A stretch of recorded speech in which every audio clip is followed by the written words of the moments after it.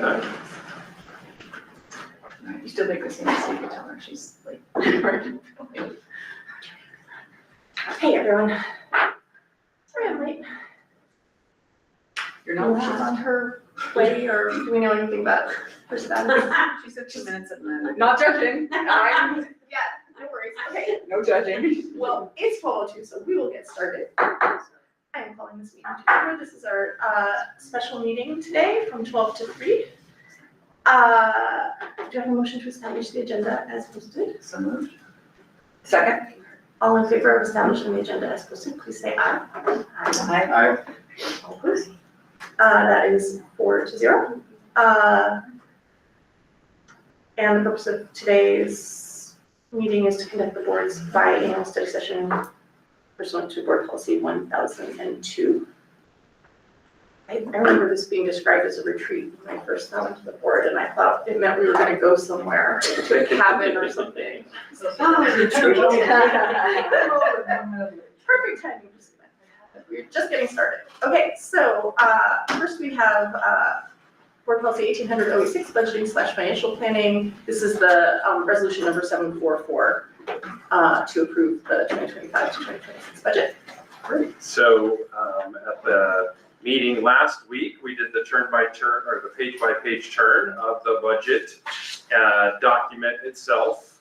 There were changes that were made and updates per the conversation that you had and you had requested. There were some footnotes or some asterisks that you wanted with respect to Moody's, as well as some fund balance pieces. So those have all been made with those changes. And so the purpose today is to basically announce to the public that we have this resolution. It's a first reading because your second reading comes next week when we also do the budget hearing. So really open it up. We have our staff here with Matt, Kay, and Jackie to answer any of the questions, and thanks for the quick turnaround on the amendments. Appreciate it. So before we get started, let me log in, because I usually bring my own laptop and I can't remember the password.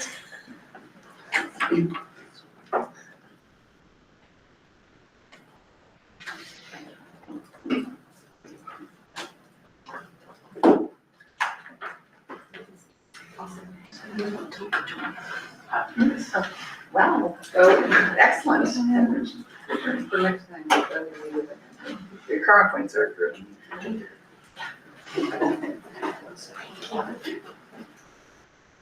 I was wondering if there's a quick way to sort of walk us through the amendments that we have, or the information that you provided since the last meeting. Sure. Yeah, Just some of the updates. yeah, just real quick, not, you know. Sure, so the two I can point out, the request was on page 21 in regard to the notes, in regard to the downgrading.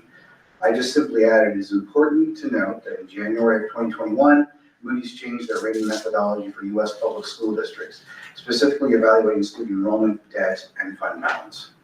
That's the first addition, I think it was requested by the board. Can I ask a question about that, or did you want a whole list of them, just so we know? No, just to, let's go through. If our fund balance how would those rating changes have impacted us like a few years ago? Would we have been downgraded? If our fund balance was between 5 and 8%, kind of where we used to live, or 8 to 10 where we used to live, would their downgrading would their changes have downgraded us as well? I believe so, yes, because they were looking at 25% fund balance, 25% of fund balance for a AAA rating. Which, right, so, I'm just wondering if, I don't wanna go too into it, but like, that's so outrageously, frankly ridiculous. That if there's a way to document that, like, I can't imagine there's a district in the state that has 25% fund balance. If they are, then I would argue that they're being like not decent either. Well, like, just use that money. Well, I stopped myself short of saying that. Yes, no, exactly. So, yeah, I like the statement you wrote, but I also think that it's being used as a weapon, and if there's in the community, And if there's a way to make a statement, a factual statement. Anyways, I just throwing it out there. Yeah, something along, and I see you, Dan, something along the lines of like, and, specifically requiring a fund balance of 25% or whatever it is, which no district in Washington State has, something like that. I don't know. Dan? Yeah, did we determine what the denominator is for fund balance in terms of, is that expenditures going forward? And I mean, the numerator is obviously the amount in the general fund as of August 31st, of the previous August 31st. Are we looking at expenditures versus revenue for the denominator in order to get the percentage? And if that is anticipated expenditures going forward, is that then updated when those become actual? What we look at the year-end F196 for our expenditures, actual, per the OE, and do the simple math that way. Well, but my point is, if it's going forward, we can't take the actuals from historical, because the point of a fund balance is that we have money in the bank for expenditures and expenses going forward. And because expenses are continuing to increase year after year, like, we need to look at what the go forward expenditures are, not how much we spent 2 years ago for the denominator. So I guess one question is, what is our projected fund balance this year, last year, historical, and then calculating it on the 12 months going forward for the denominator? Because like my calculation, for instance, I got the reserves of August 31st, 2024 was 2.78 million. The expenses for the 24-25 that we're just closing out was 77 million. Those won't be known until we file the F196. But if our expenditures meet the estimates in the budget, then that would give a 3.6%. Correct.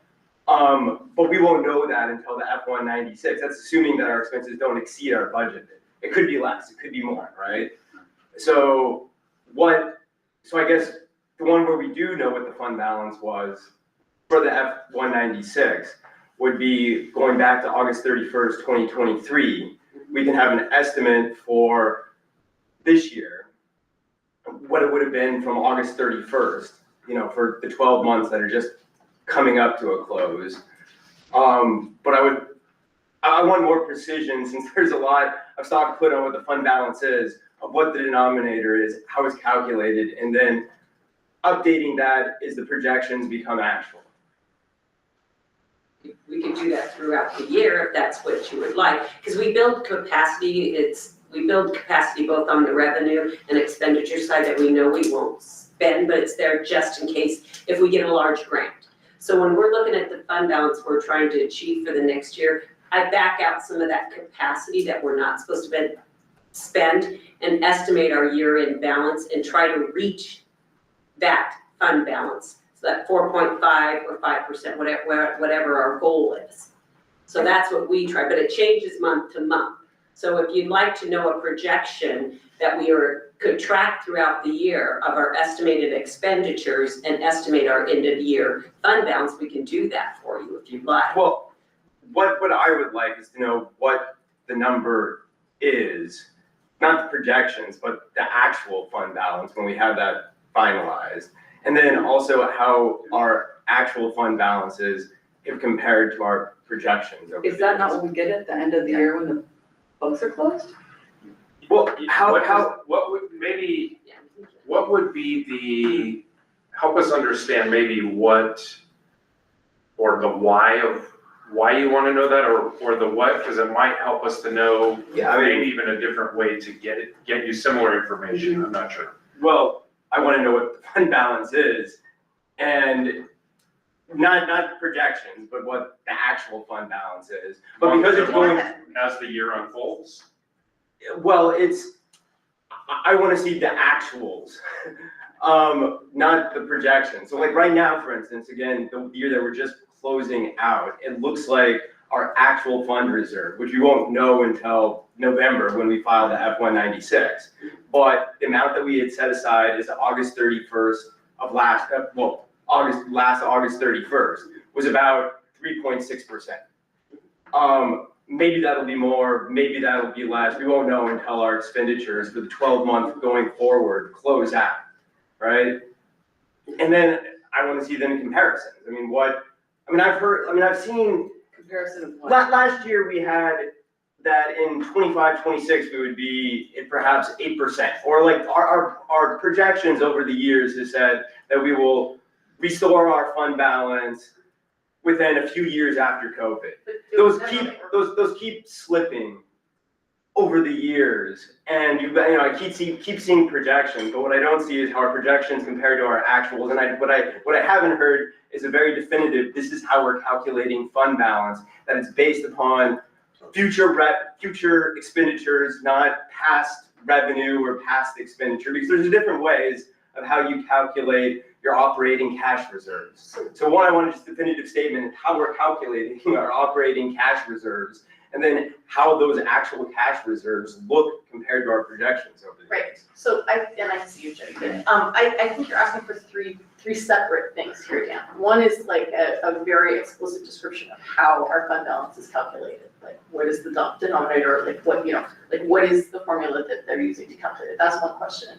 A second question is, how have our projections, which you also have asked separately, like in the context of the budget, like how have our past budget projections played out? How accurate have they been over the years?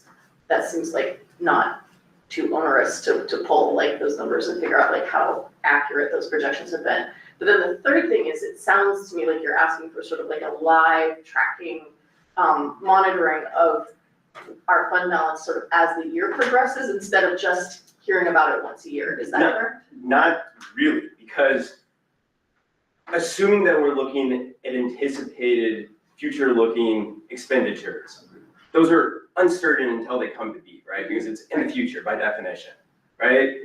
So when I'm looking at fund balance, I'm looking at, okay, 2 months salary, or 2 months of operating expenses for the next 12-month period. That 12-month period, we don't know what the expenditures are until 16 months down the line, because the 12 months has to close out, and then we have to finalize for the year-end financials. But we can project what the. We can project, but we don't actually know Sure. on August 31st what our we have an estimate of our fund balance looks like. That doesn't become a hard-coded number until we've closed out the year to say, well, actually, we were just under, we were just over, like. That's the nature of budgets, though. Yeah, exactly, but we need to revisit to see what it actually was. Because Right, in the past. yes. Yeah. To see how it compared to our projections. Jody. Okay, I'm never gonna use like numerator and denominator in casual conversations, so I will say that I'm not the expert in this field, but I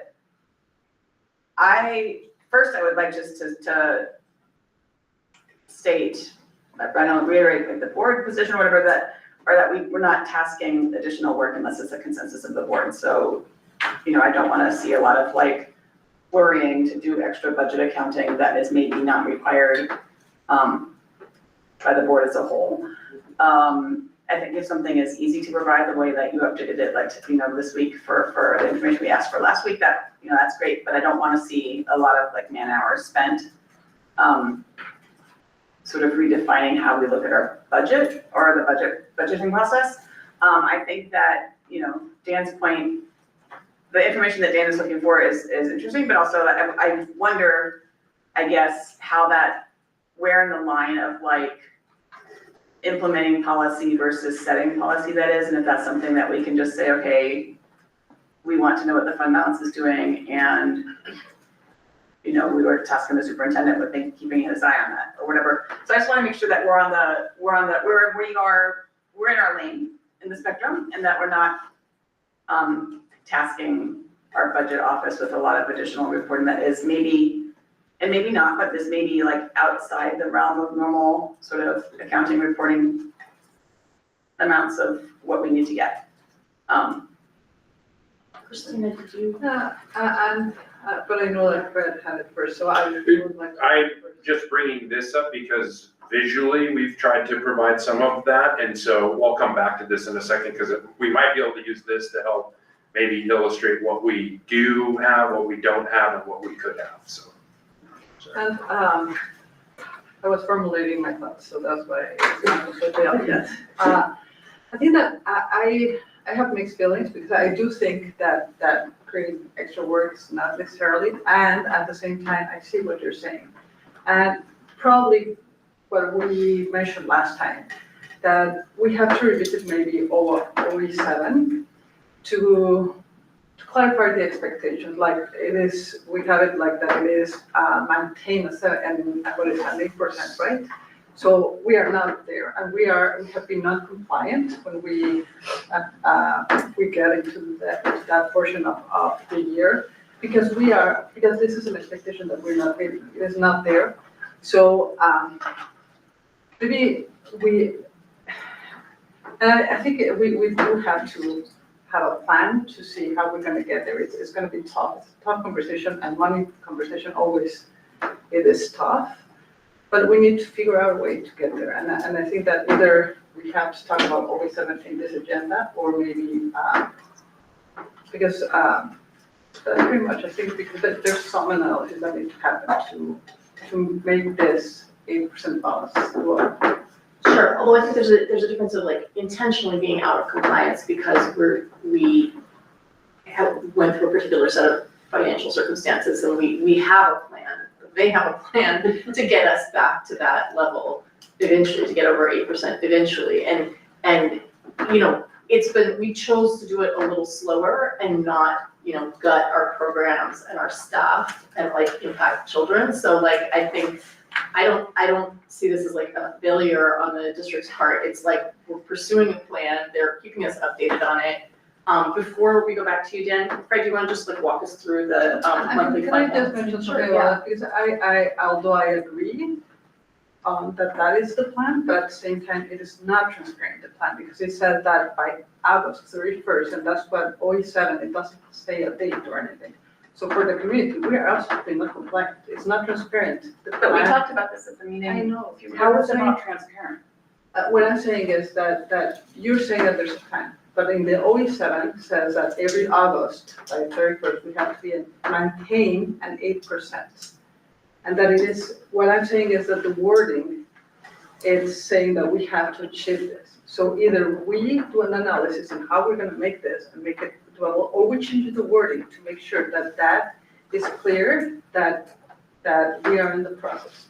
Sure, but like, there's no reason we couldn't update the wording to say like, our goal, you know, as a district is to get back to like over 8% fund balance, and we are working towards it, like, but it underlies everything that they're doing, so like, you know, I don't think it's not transparent, it's like every time they're talking about like, hey, we've saved money here, and that's good, like, that's good In for our every fund budget balance, like, conversation right. we've had Like- for the last 5 years. Yeah, like it just underlies everything that they're doing. Everyone's aware that we are hoping to save money, that we're hoping to like be able to stash more money away for, you know, the future rainy days. So it's like, I don't know how much more We transparent could it build could it be. back in a year, let's cut the 7-period day, cut music Right. programs, cut. We Yeah. could do it in a year. And we made a conscious decision not to do that. Like, I think that when I meant not transparent, is that if I'm a community member, that is the first time, going into every meeting and getting that information is not easy. But going to the or like all the EIs and reading them, it's very clear. So I see what you're presenting like at the end of the year, and then I see this, and it doesn't match. And then that's why I'm saying that adapting the wording to the reality. Yes, makes I think that's a great idea, which we should do at a separate meeting, but also, I think you make a really good point about communication, and it's possible that we need something like an FAQ, for example, on the website, so that people have questions. I'm sure I know there's information about the budget process on the website, right? Like, so maybe that's something that would help, you know, it's like, why talk about our fund balance? Like, here's what it is, we've been working on it for years, like, this was the plan, you know, right now the projection is we're gonna get back to this ideal, you know, at least to this ideal point by, you know, 2028 or whatever it is. So maybe it's a communication gap as well, because it's true, not everyone in the community is sitting here listening to every single conversation we ever have about the budget and like looking the nuances out of it, you know, so, yeah. Question about reserves, but not general fund. Actually, we received a few questions about ASB balance and how, I mean, it looks like in the budget, we're projecting 20% reserves if we were to look at it as a percentage, and how we should think of ASB. I mean, I realize it's a much, smaller pot of money, but I mean, for those parents, individuals, et cetera, that are wondering whether a reserve is necessary for the ASB, and if so, if 20% is the right number for ASB, or if it should be some different amount. Is that this document, or this particular section of the budget? So, yeah, so for like this year, for instance, we're closing out the ending fund balance projected at about 400,000 on, expenditures of 1.2 million. So I guess on a percentage basis, I mean, we're very high, right? Like, so how we think about ASB balance? We don't per se, it is the students and their advisors that do. Remind you that the 400,000 is every class saving up for events, for athletics, for activities. It could be the freshman class saving up for their senior prom 3 or 4 years down the road. And a significant chunk is obviously our senior class and all the events, activities that are surrounding their senior year. So it's really up to them, and if they see the fund balance growing year on year, I mean, that's sort of a conversation for them to have with advisors. Correct. Plus with the trips, some of the trips that the ASB plans for, the students start paying a year in advance. So the reserves can fluctuate depending where those groups are going. Look at the band that went to Macy's Day, they had 2 years to raise that. So the fund balance might have been a little high because we were reserving that money to pay for that trip. So it's up really to the schools and the ASB. It's the piggy bank. Okay. And we used to run things, that, with like DEI, which we moved back into a district account because we saw that was a better way to account it. So sometimes we all of a sudden will move money to a more appropriate place, though rare. I think that's an Yeah, example. Destination Imagination should have been ran through the general fund because it's a curriculum-based. And that's the accounting oversight from our state auditors, let alone the accounting manual for the state public schools. So, just before we move on to any other changes or additions you guys made, can I get a sense from the board of whether people are interested in discussing what Christine is suggesting, which is updating, that OE7? We have to strike a balance between this is the board's work and people who follow along on it versus people who just want a little soundbite. And I think that the work, if one, not even a deep dive, if one pays attention to the work that the board is doing budget-wise, that it's very clear and transparent. Everything we do is in public, it's all transparent. I think that there needs to be a limit of provide, so if people want to be critical, they should be paying, they need to do more information and learning on their own. I think the policy that we have, I was part of developing that with the 8 to 10%. And the reason is because we were trying to strike that balance between what the district needs to have to be financially responsible in terms of the appropriate fund balance to have to pay bills at the times due to the fluctuations. And then also making sure that we were spending the appropriate amounts for staffing, for programs and all of that. And so that's where we got to the 8 to 10. It used to be, I can't remember what the wording was before we went to that, but it caused lots of issues in bargaining because there would be, staff is our biggest number of expenses and operational costs. And to see the fund balance when it was high, 12, 13, 14%, it's why are we not spending, why are we not taking that money? And so that was kind of the mindset. And so this was a way to say, this is the board's expectation. It's 8 to 10%. It's because it's 2 months of operating expenses-ish. which is what we've been told is the responsible and conservative, reasonably conservative amount where you can have a district being financially responsible. So that's where that came from.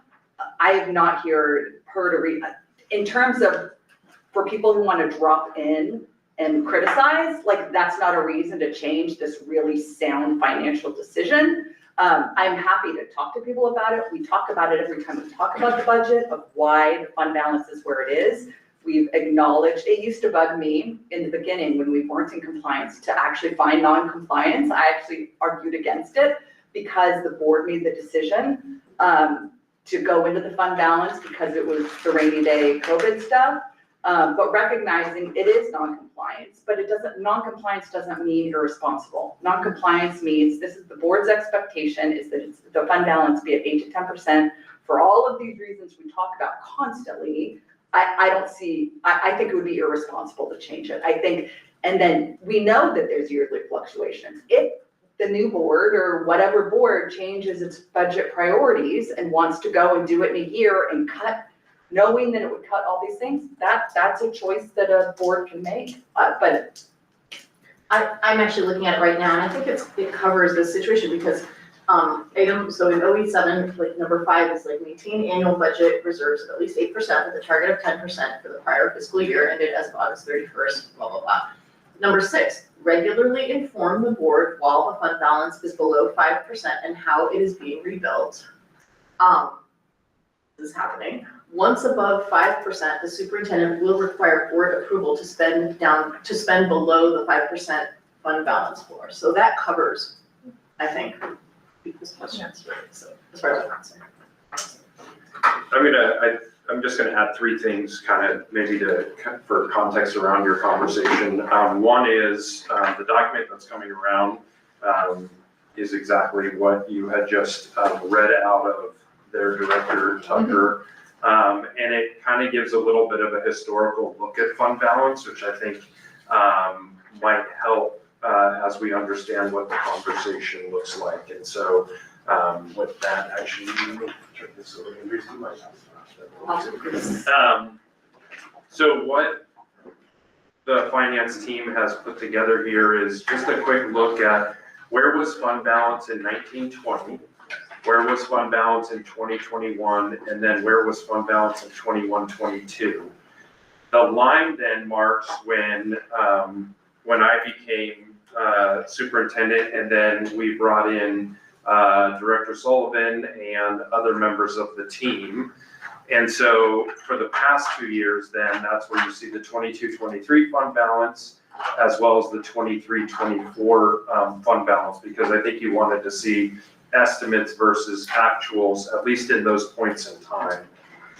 We also looked at another document, though we don't have the whole piece, and that is how have we done, OSPI kind of does a financial health look, and they look at 4 areas. They look at your fund balance to revenue, your expenditures to revenue, your days with cash on hand, and your 4-year budget summary plan, kind of the months and years that you've had with a negative balance.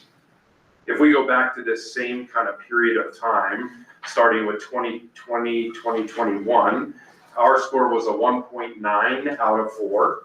Then 21-22 was a 1.9 out of 4. And then we went up to 2.3 out of 4. And then last year we were a 2.6 out of 4. I believe, based on what we're projecting, and we'll get more financials, that we're gonna probably get back really close to 3 out of 4. And just kind of contextualize that a little bit. Other districts that are at 3 right now or above that we'd be joining would be Lake Washington, Issaquah, and Snoqualmie Valley. Tahoma, Renton, North Shore, Bellevue are all under 2, if not under, or excuse me, under 3, if not 2. So I say all of that because your OE does say that once it's below 5%, we have to show growth over time. There's more inspection that you want. And so this document that's on the screen now was what Matt and Kay brought over from Vashon Island as an example of a way that we are trying to provide you with way more information than we ever did the boards in the past, with what have things look like month to month. And then the blue and the orange shows us where were we last year compared to where we are this year. And so these are all attempts to try to fill that interest. If you still need more, great. That's up to you as a board, or if there's a different way we can present it. I think we all agree on something, staff, superintendent, the board, and that is we need to continue to grow fund balance. We want to continue to get back to 8 to 10%, but just a few years ago, we were basically underwater. And we've been making those incremental pieces back, thanks to your work, directing us and helping us to provide direction to the staff in the buildings. I'm gonna recognize Dan, and then I would love to wrap this up because we have so many things to get through today, so we're scheduled for the next item at 12:30.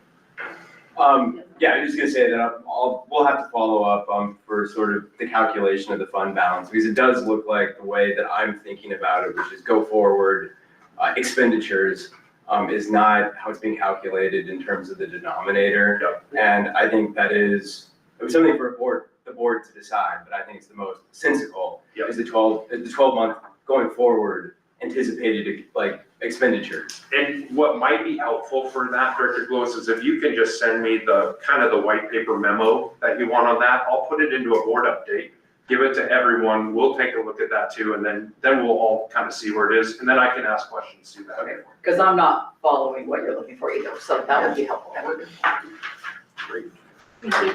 Okay, we will bring the resolution for a second reading on next week.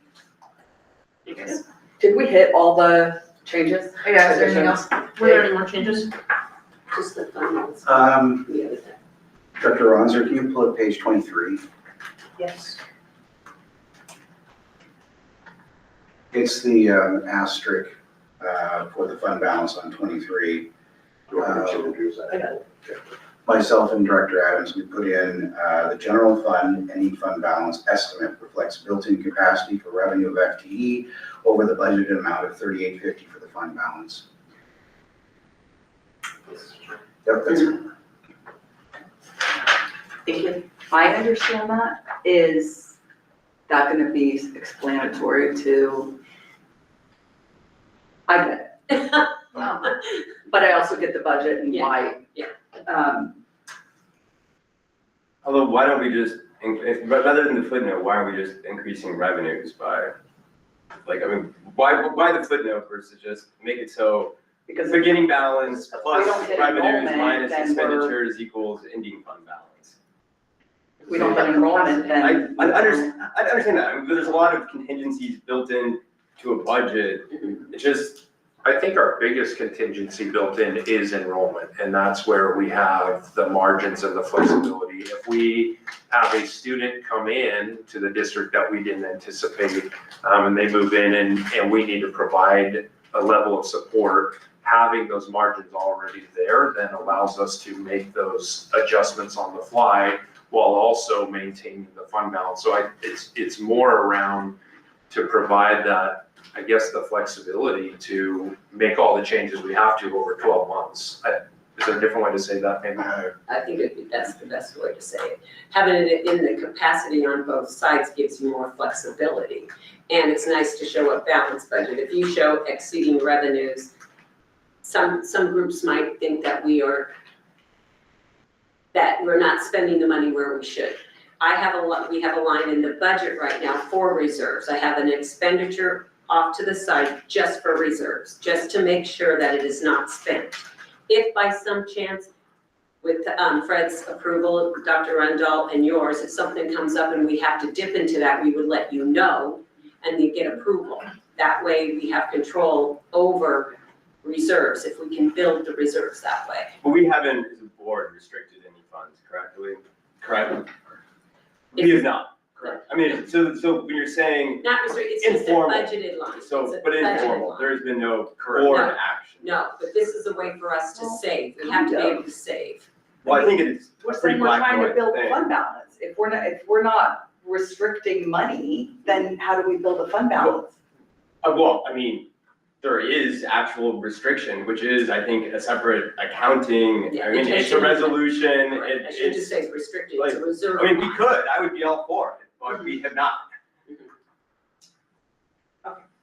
I'll think on that if I have something to. Yeah, I mean, I think it's really easy for people to understand, but I think it's more precise to have it kind of like that, so. Yeah. Okay, thank you. Moving on to the next item, which is enrollment update, yeah? Yes. And so, one moment here. Thank you. Here you go. Thanks, Nick. Thank you. Thanks, Ken. Thanks, Jackie. Thanks. Wanted to give you a quick enrollment update as we head into the summer. This is something we've been trying to do for you, especially in light of actually the last conversation we were just having. As we're looking forward to the next year, obviously enrollment's our biggest driver for revenue. And then there were also some comments in public comment that I think this might help to clarify on. And so happy to take questions. Let's go to the next slide. What this is comparing is 2 points in time, June 1st, 2024, a year ago, to June 1st, 2025. So I pulled this data based on our enrollment report from last year, as well as projection as we're looking forward to next school year. So June 1st, 2025 is meant to be what's our projection as we head into next year. So we're projecting, actually I pulled it for kindergarten to be more precise. We're on track right now. If we started today, we'd have 165 kindergartners. A year ago, we were sitting at 163, and our total kindergarten class is right around 220. So we do believe we're going to get more enrollment over the summer. We had enrolled 13 new first graders by this point last year. We've enrolled 7 new first graders. And if you remember, first grade was a bigger class than we thought in terms of who was going to come in. And so we're not sure, or kindergarten was a bigger class. So maybe not as many people stayed private, but we're half there. The rest of these numbers here in 2nd, 3rd, 4th, and 5th grade are fairly similar between how many new students we had enrolled versus this year. Where we see a pretty significant change there is 6th grade. And we'll talk a little bit about open enrollment in a second, but we have 17 students as of last year, 28 now. And then you can see. So this is resident new enrollment. These are all new enrollments. All new enrollment. All new enrollments. Okay, can we label that on this chart? Yep. 9th grade then, we are tracking pretty much right where we were last year in terms of new enrollments, and then the same for 10th, 11th, and 12th grade. So just trying to give us a sense of, are we seeing similar enrollment trends from a year ago as we head into the next school year? If we get into the next slide, want to take a quick look at the comment that you made also about where did we stand in terms of that Davis version 2. So in 23-24, we have budgeted for 3,880 students. We did not revise that budget ever during the year, and our average was 3,881. The Davis version 2 had us at 3,922. If we go to last year, we budgeted 3,815. Then we had a revision at the end to get where we really kind of thought we would be, but we actually ended at 3,903 last year, which was 23 students greater of where we're going to wind up. Sorry, I'm already thinking we're in next year. This is the current year, but I'm living in next year already. And then you can see that next year we are budgeting 3,850 per the budget report. The Davis version 2 had us at 3,813.5. So let me stop there and take questions on these first two before I get into open enrollment and choice transfer. Yeah, one comment, I like the slide, although it would be even more helpful if there was an open enrollment number, because the Davis demographics, I mean, isn't I think that's the next slide. including open enrollment. So in order to sort of see how we're actually tracking with Davis, I gotta add in or subtract depending on open enrollment to see You're saying- the comparison. You're saying that you would like to see whether Davis's estimate of how many Islander kids we would have is accurate. Yes. And Cool. perfect, because I might be able to combine slides 3 and 4 once I get to that one, so that's a great. And I just want to be careful because we have two different types of open enrollment. We have staff, which is choice, what is it called? There's choice transfer. They're all They're all choice choice. grants. Right, but I mean, they're different categories. One is mandatory by state law and one is district choice. Discretion, thank you. So those are, so Frank, a demographer should be including the mandatory, because It's mandatory. Yeah. it's the law, Yeah. and every district deals with it. So let's look at number 4. So as we look towards next year, I want to talk a little bit about these numbers. So if we take a look at elementary, we're anticipating 21 students who are children of employees. From the city, we're anticipating 6 students. We're not anticipating any new out-of-district students. We don't have any returning out-of-district students who, would be returning because they were already in, because we didn't have any last year. And so we're looking at 27 elementary students. For the middle school, we have 9 from employees. We are looking at 17 new students. That's a combination of our 6th graders, our 7th graders, and our 8th graders. We don't have a lot of room in 8th grade. We have a little in 7th grade, and we had more in 6th grade. So that is made up of more 6th graders than 8th graders. So we have the total per school about 26. And then for our high school, we have 27 employees, children, 1 from the city. We have 10 who are new out-of-district students, and the asterisk there is we have a current wait list of over 25 for 9th grade, but we're not moving a lot of those students in because we're at the capacity that we wanted there. We have 37 students who are returning from out-of-district who were new last year. So we have about 75 total per the high school, meaning 57 total students coming from employees, with the reminder of what you just discussed, which is that employee children have a statutory right. And then if we go all the way over and we look at, we've got 128 total open enrollment students, and that's roughly 3.2% of our total enrollment as head count, not FTE. And that's been pretty consistent. So we're not growing or shrinking necessarily, we're staying pretty consistent over time. The 3% that you're talking about is the 128 total, not the new district. No, 128 total Yes. open enrollment students out of our 4,000 roughly on the head count. And of that, Just clarifying 64 that it's members. not the new out of the district. It's existing. That percent, so that percentage goes way lower when we. So Yes, 64 if we take- discretionary open enrollment. Yes. Just if you're gonna use these slides again, I would say total per school level or something like that. Okay. Because when I first looked at it, I was like, wait, I looked at elementary and I was like, total per school, like 27 kids at each elementary school, and then I figured it out, but like.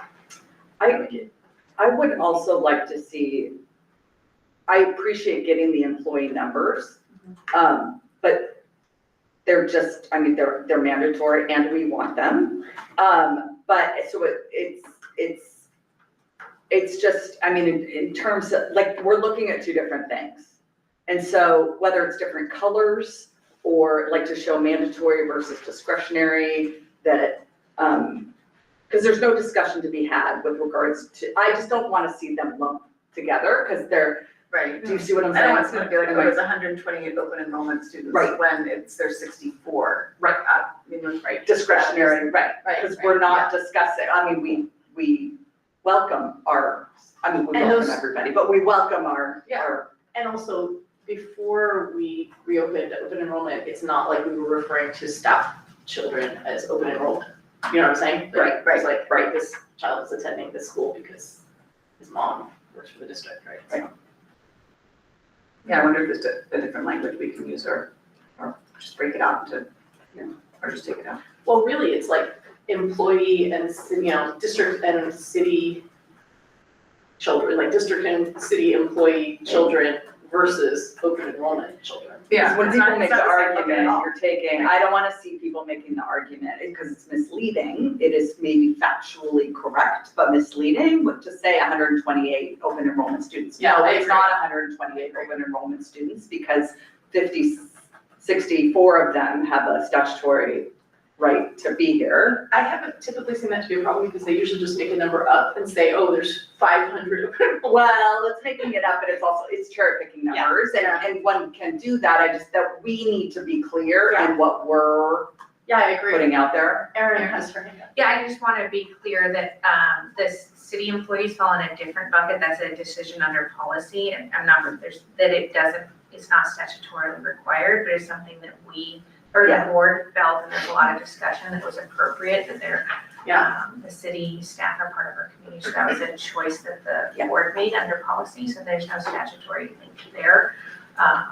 And it's similar to some of our employees, which would be like coaches and whatnot, which would be slightly different, because again, we made adjustments based on that. So I just want to be Yeah, clear. we so could there's do no one feeling statutory misled. / policy or something like that. But really then, you don't need the total. I just want things to be labeled. You want it to be So broken that, down into you know, categories. Yeah, Because this is not, I mean, they're not really choice transfer or open enrollment.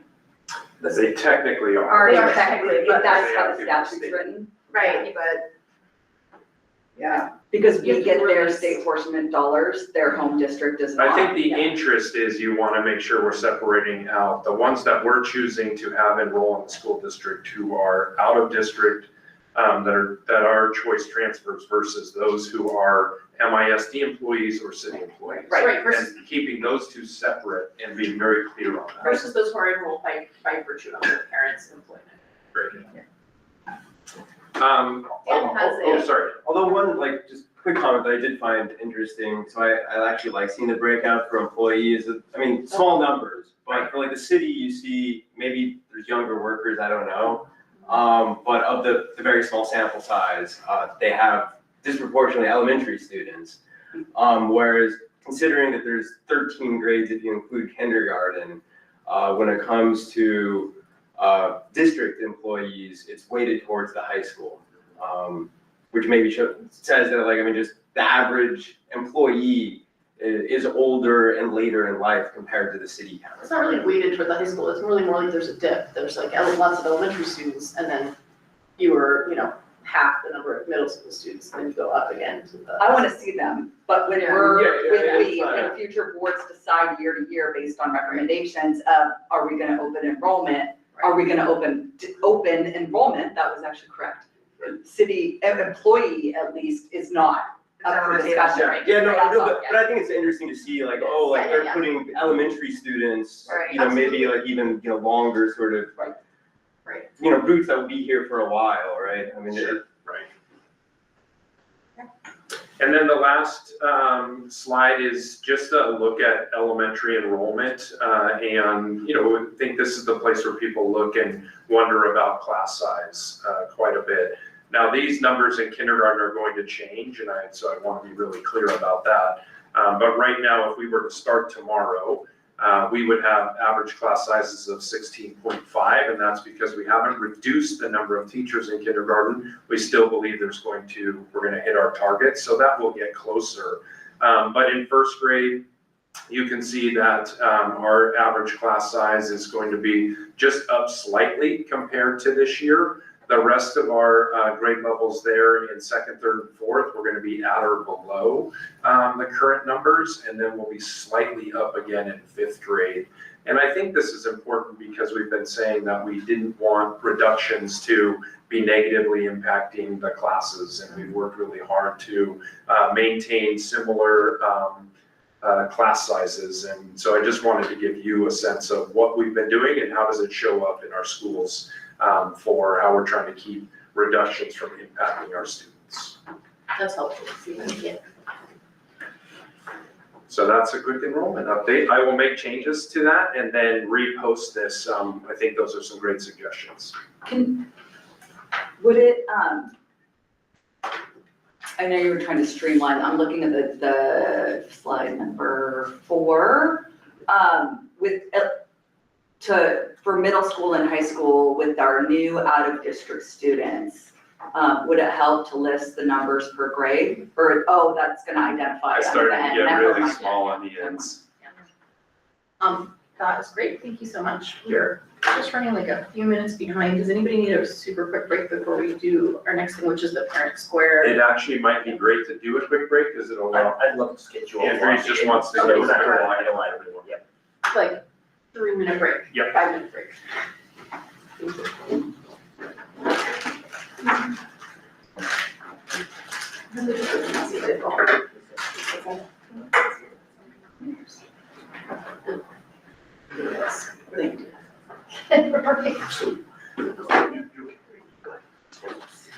For this next part, I really need our mic.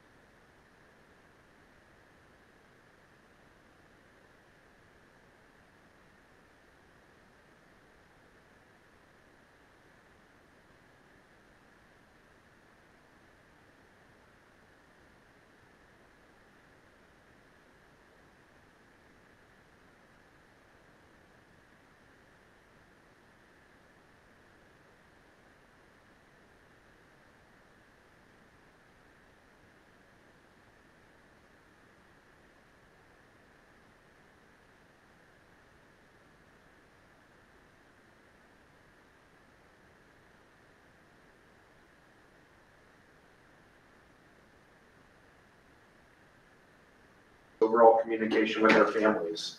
We see in EES survey that we've made improvements, but not significantly, and especially around the idea of how connected do families feel to their schools and their children's progress.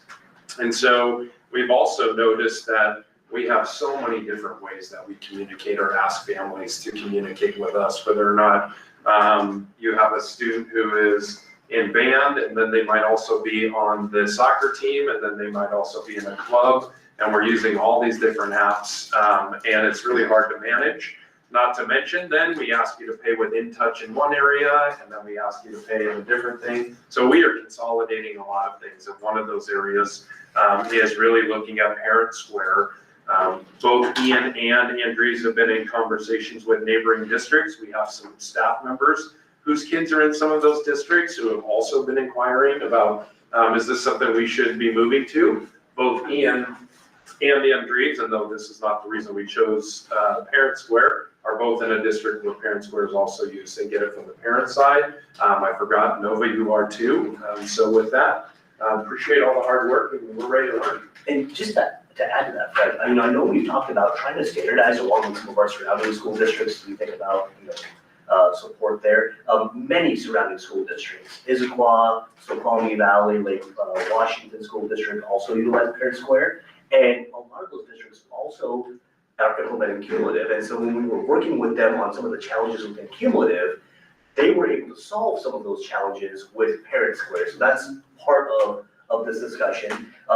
As I go through this deck, I really wanted to talk a little bit about some of the benefits and the why behind Parent Square. Fred touched on this just a little bit. Really, the number one reason is trying to make it easier for our parents and consolidating our communication apps. And as Fred talked about, our parents are required to sign into a multitude of different services. And we've talked about this. Ian, Fred, and I have created a web of applications and services that they have to access. And so we want to look at making that easier for our parents and consolidating our communications. With this tool, similar to what they currently receive in School Messenger, but we'll be able to improve on this. They'll be able to receive emails, texts, and app notifications. So it's also meeting parents where they are. It will be directly on their phone. So if they're used to accessing that information and getting those updates either through a text message, we'll have that ability on for them as well. The other big benefit on Parent Square is just enhanced translation capabilities. And as we look at our district improvement plan and our school improvement plans, we want to make sure that we're connecting with those families that are non-native English speakers and making sure that they have that information. And while some of our tools have translation services, they're very limited in terms of the languages that they're able to translate to. And so we've done studies around the different languages spoken in our community, and Parent Square can translate up to 100 different languages. And so it really is meeting our families where they are, and it gives them the ability, that's really cool. Teachers and families can communicate in their preferred language, and it does the translation automatically. So teacher will send out a message through Parent Square, and if that parent has chosen a different language as their preferred language, it will automatically be translated for them. They don't have to copy and paste it, put into Google Translate, or rely on any third-party service or additional application to be able to do that translation. If the parents then have their own language keyboard, so for example, Chinese is a language that's spoken quite a bit in our community. If they're utilizing a Chinese keyboard, they respond using their Chinese keyboard, and it's automatically translated back to English for the teacher when they receive it. So it allows them to communicate in their own preferred language without those third-party tools and applications. And then finally, one of the challenges I mentioned was around cumulative. And as we made the shift to cumulative, we lost the ability to mass upload reports and files into cumulative to send out to our community. In some cases, our staff go through and upload those for progress reports. In other cases this year, we've actually had to mail out various test results back out to our community. And there was cost associated with the staff time and the postage affiliated with mailing those out. And so rather than spending that time in that inefficient manner, we actually did some analysis and are applying those costs towards implementing Parent Square as a cost savings there. Not only to help make sure that our parents can access that information easier, but it's also keeping our staff focused on the things that we need them to focus on as opposed to folding and stuffing envelopes and running postage through that process. There are many more benefits to Parent Square, but those are the three that I'd like to just highlight here as three major rocks in terms of why we're making the shift over to Parent Square.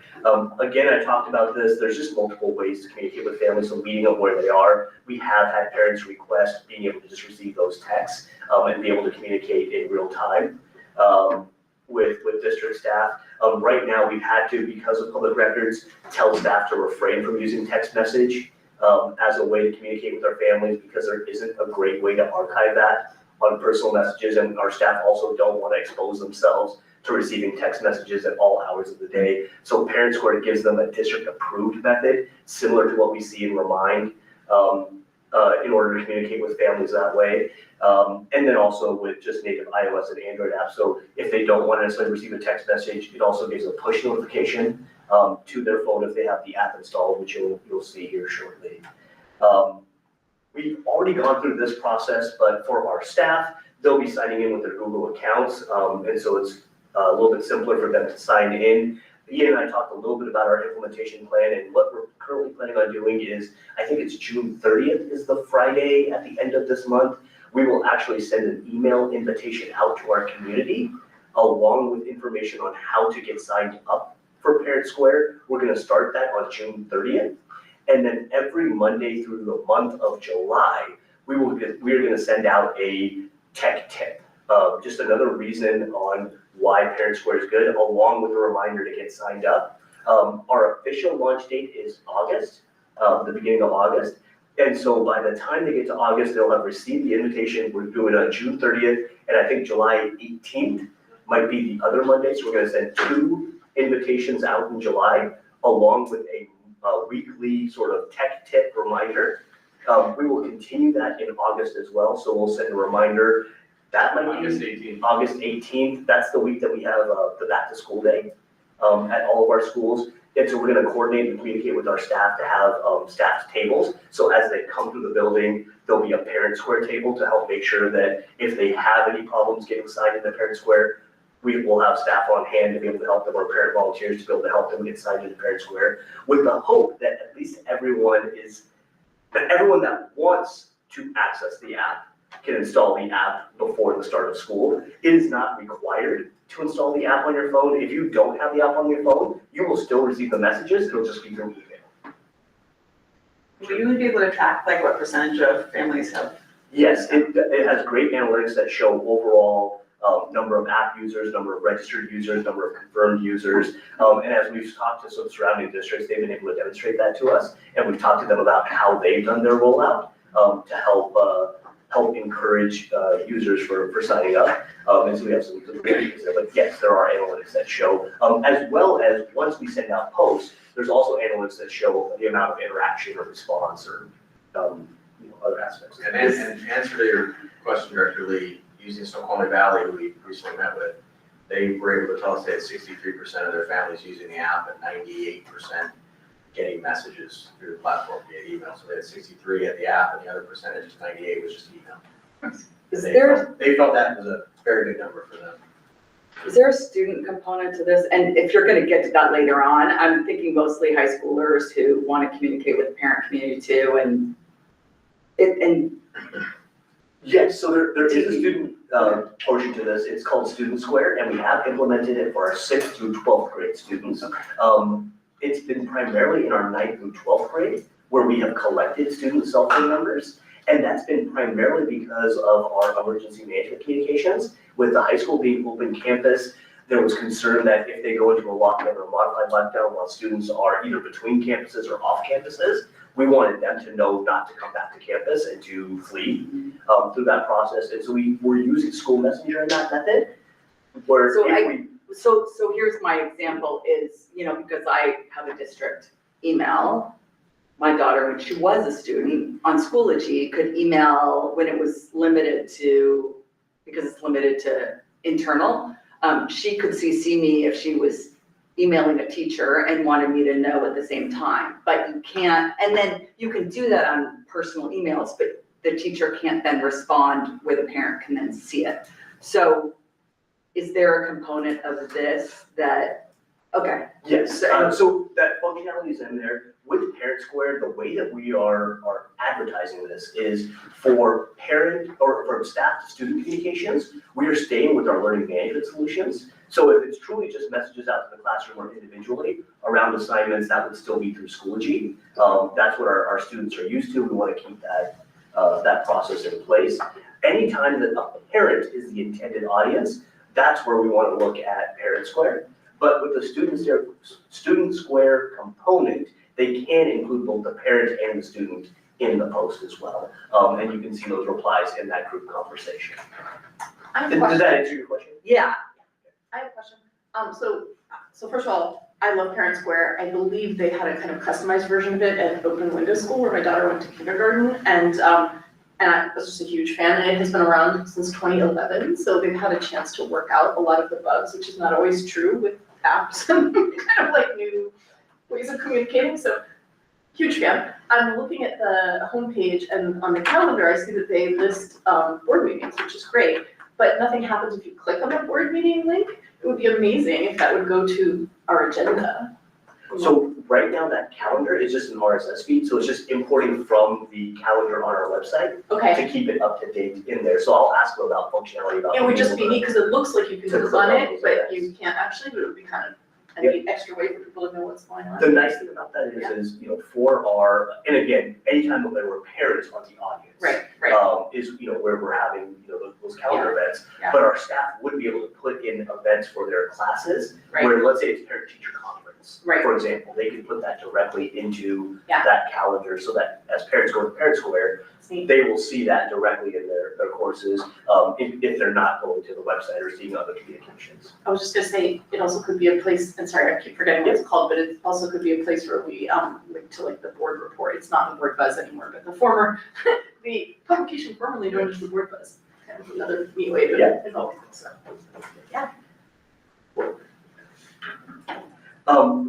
There are QR codes, both the Parent Square is available in both the Windows, Google Play Store, the Google Play Store, not the Windows, and the Apple iOS Store. And so as we share out communication with our families, we will provide them with links to download the apps on their phones if they wish.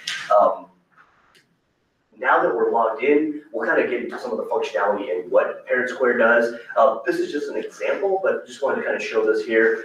You can see what'll happen is on that school, there are posts that will just be sort of a running list. For those of you that are familiar with Schoology, you see that very much in sort of a Schoology interface. This is closed to that community of staff, students, and parents, right? So, for this group, as we think about the board, you communicate with much more than just our families. You might want to communicate with the whole community. A resident of Mercer Island would not necessarily have a Parent Square account, right? So this may not necessarily be the tool to communicate in broad. So it's not going to replace every aspect of that. We'll still rely on our external partnerships and ways to message. We can import accounts in here. So just like we did with School Messenger, there's the ability to have a sign up to say, hey, if you'd love to receive updates from the school district, right? Maybe it's our neighbors that live close to some of our buildings that want to be able to receive those updates. We can manually create those lists so that they can be included. But it really is meant to be sort of this closed network for our school community. You'll see the posts here. You can adjust some of the filters. And then there's an area over there to choose different options like calendar, posts, direct messages, alerts, and notices. And we'll talk a little bit more about that. One of the things that you can do, and I mentioned in here, is you can set your notifications and your language preferences. So for each of you, in the top right corner, if you click on your name there, I think instead of saying my account, it might say manage my account. I think they may have changed their interface when I looked at it over the weekend. When you go to manage my account, you'll be able to set your preferences. And a couple things that you can do is you can change your notification preferences. And you can see here that there's email, text, and then push notifications on the app. You can choose whether or not you receive text messages, emails, or push notifications. You can turn that on and off, and so you can customize it. The other option you have here is the ability to receive a digest. And what that digest is if you don't want to necessarily receive a slew of text messages or a slew of emails throughout the day, as we continue utilizing this, you can enable that digest, and then at 6 p.m., I think it's 6 p.m. at the end of the day, you'll receive just one email with all of the updates and notifications, right? You can then go into Parent Square and see all of those individually, but you do have that option to say, hey, I just like to receive one for the day with any updates, or I'd like to receive them instantly, or I don't want to necessarily receive a text, I only want to receive a push notification or an email. So you have that ability to customize that. And then the other piece that I wanted to mention here is just under these language settings. In those preferences, that's where you would change that language setting right here. And if you change your preferred language from English to another language, then it'll do that translation for you automatically. I'm gonna pause and just give an opportunity for any questions there. And do you have any feeling for like how accurate the translations are? You know, I haven't necessarily seen how, the accuracy of the translations. We have talked to, several surrounding school districts, and they didn't express any concerns on that, but oftentimes when we go through this process, we work with our world language teachers, and we just have them, help us, with the translations and reading through it, so we can slowly follow. That's such an exciting aspect of this, I think. I would just add that, because they talked to Snoqualmie Valley, the valley has a significant number of English learners, and that's a big part of their population, so I speculate that they would have commented that we're not great. You may just ask for feedback from parents after a while. Yeah. They've been using it, like Korean parents, Chinese parents, Spanish parents. The other thing, and we didn't talk about this, but when we think about our groups, because this information is in here, we can actually create what they call auto update groups based on language preferences. So if we want to send messages to certain, demographics of non-native language speakers, we have the ability to create those dynamic groups, and essentially create a little bit more of a community group. That's neat, because like this year at the high school, there was that panel on the college admissions process for people who didn't grow up with the US college system, and you could target it to like all non-native English speakers, kind of, just to make extra sure that they have a chance to hear about it, and they'd be hearing about it in their own language. I will kind of disagree with that, because my preferred method of information is in English. But that panel was thoroughly. Well, you still want to advertise it to everybody, but. Well, I'm saying, like, if you target group, there's a lot of parents that do speak the English or. Right. So it is. She's just meaning an addition. Like, in addition, Yeah. like, you'd invite everybody, so everybody would hear about it. Creating a specific group only with that language might be exclusive in a way that you don't realize, so it is perfect, and at the same time, just it is. Sure, to be aware of, yeah, Yes. of course. There are 3 ways to communicate within Parent Square. The posts are sort of those whole school or entire grade level. So as we think about, communications that, Fred might send as a superintendent, or principals might send, or even as a teacher, they can send posts out to their entire class, grade, building, or district through that. And that's what a post would be, and that would run along that continuum.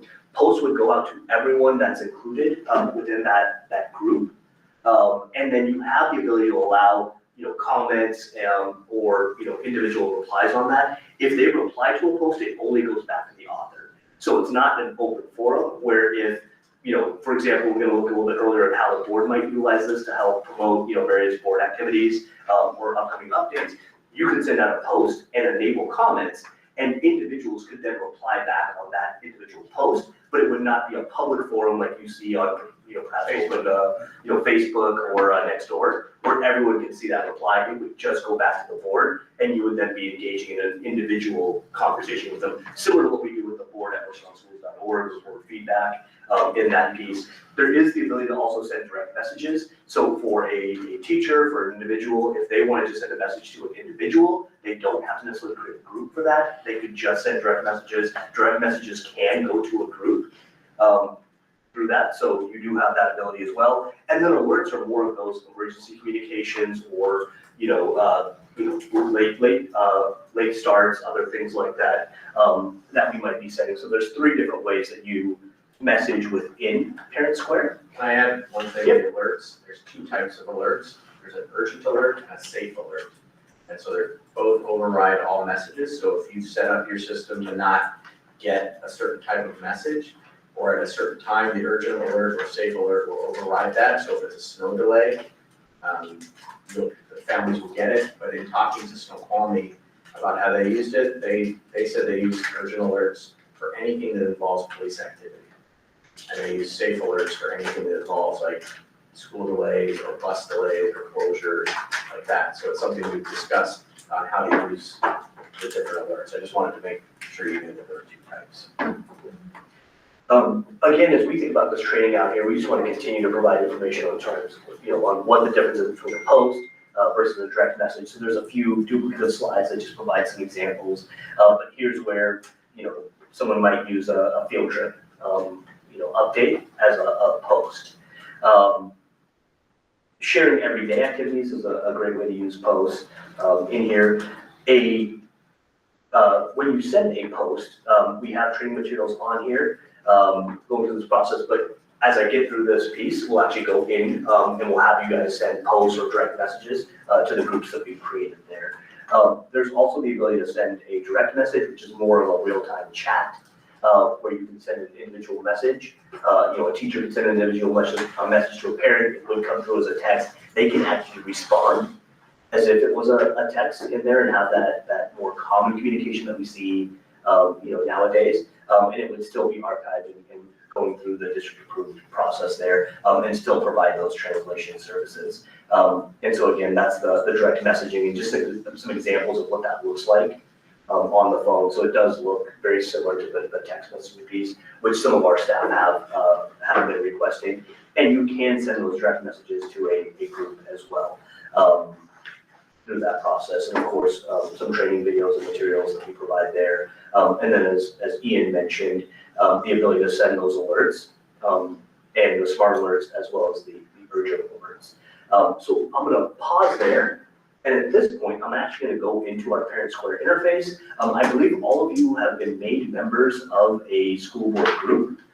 And so give me 1 second. I'm going to log in. And we'll actually send some messages. And Ian, Andres, I guess, how are we making sure that any public records requests don't include our personal student or school information? If someone was saying, oh, I want a records request for any messages sent to the school board group, is that something that would be responsive? And then how do you make sure that we're not including messages that involve our own personal children? So all of these messages that are sent through Parent Square can be archived from the system. Right. So in your case, even though your login is your personal email, right?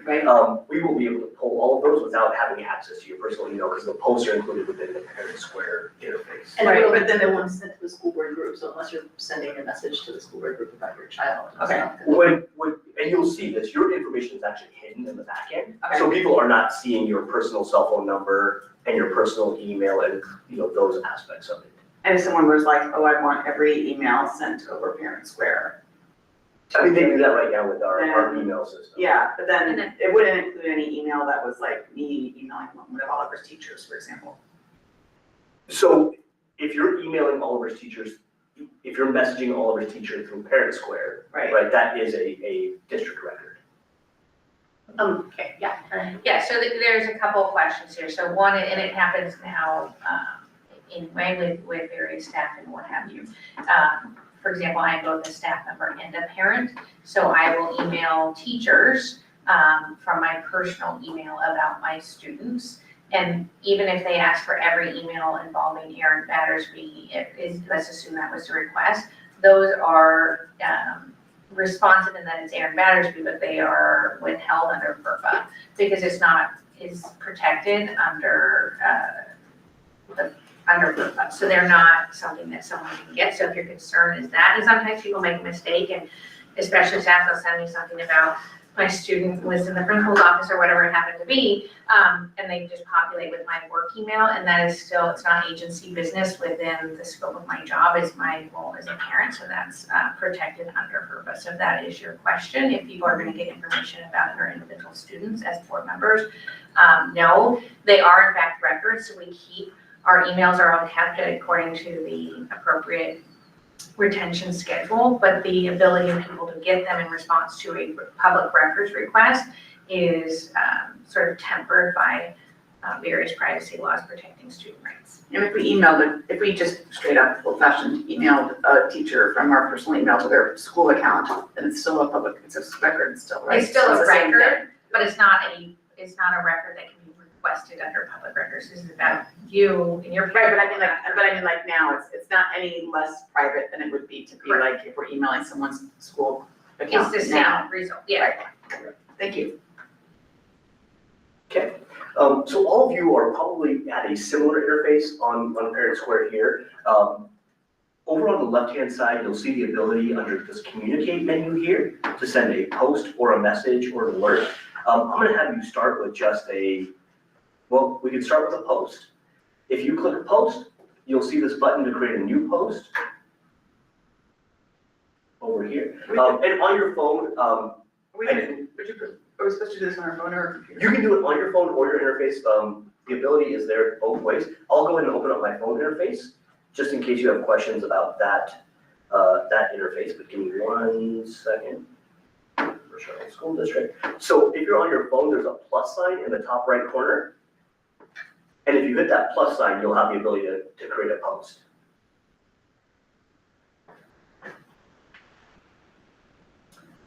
When you create a new post, you have the ability to choose who's going to receive that post.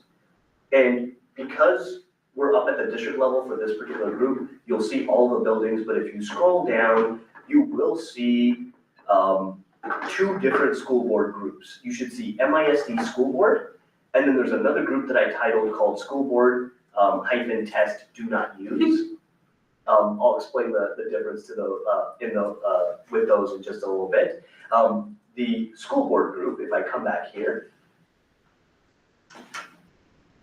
in these groups, these are the groups that we've been using as part of our training. This school board group, you can see this message, is actually a smart updated group. And in this group, I've included all of our parents. And so the reason I don't want you to use that yet is as we're doing our testing, I don't want you to accidentally send messages out to our parents through that process. So I just want to clearly mark that to do not use. But when we're actually ready to launch and we have parents in here, we're going to use a smart update group like that so that as new families enroll, we're not manually updating the groups. They're automatically included based on their role. Do you want me to make that a little bit larger? No, that's okay, I was just looking at Jody's name, does that say Joanna? It should say join. Can we switch that back? Can we switch it on there?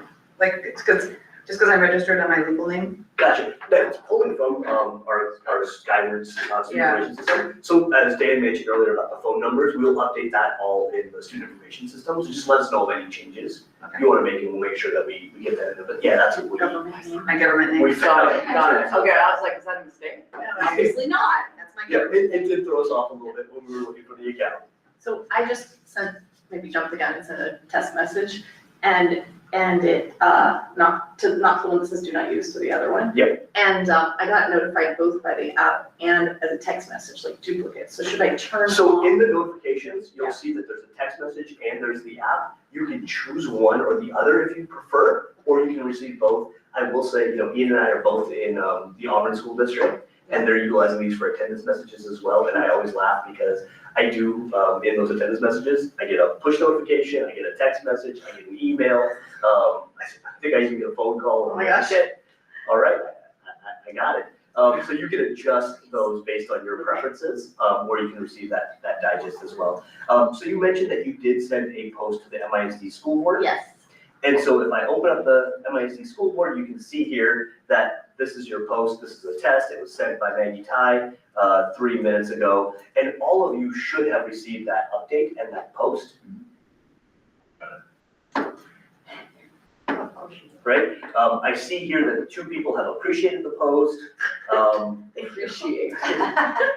Was that a chosen word or is that Parent Square? That's Parent Square. Think of it as like hearting something, liking something. Oh, no, I get it, I just, It has a it's very positive. So you can provide some feedback.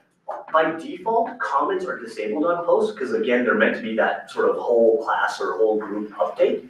But in here, I'm gonna go in and change it to enable comments. When I enable comments, you now have the ability to respond directly to that post. I mean, I So would as a, want to enable comments for the school board. Sure. Because then it may turn into an accidental, reply all public meeting, yeah. public meeting, Yeah. so we should don't. But for some of our other staff, they Yeah, might yeah. want to enable that ability, so I just wanted to mention It's that nice as that well. you can. If anyone else wants to make a post, you absolutely can. Otherwise, the other way to communicate is through I'm gonna go back here, a direct message. And I'll show you that really quick. So if you click, messages instead of posts, it looks like, oh, perfect. Dan reacted to the message that I sent out, yesterday. But similarly, you can send new message here, and you can choose a direct message. It will then give you the ability to choose who you want to send that message to. So in this case, if I choose Dan,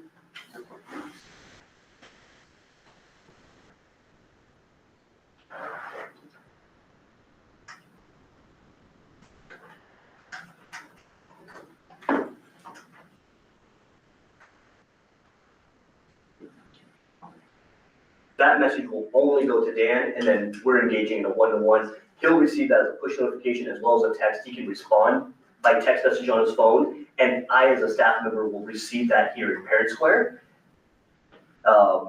And I can have that conversation directly here without having to use my personal phone or my personal phone number.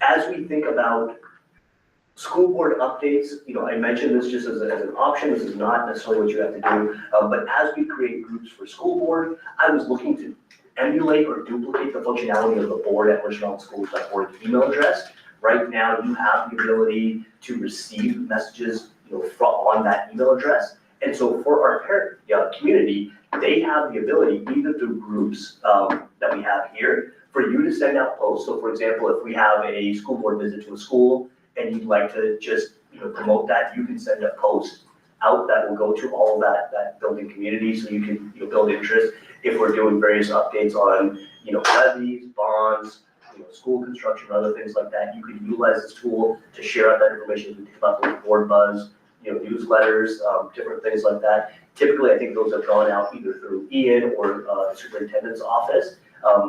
But this does add some additional functionality.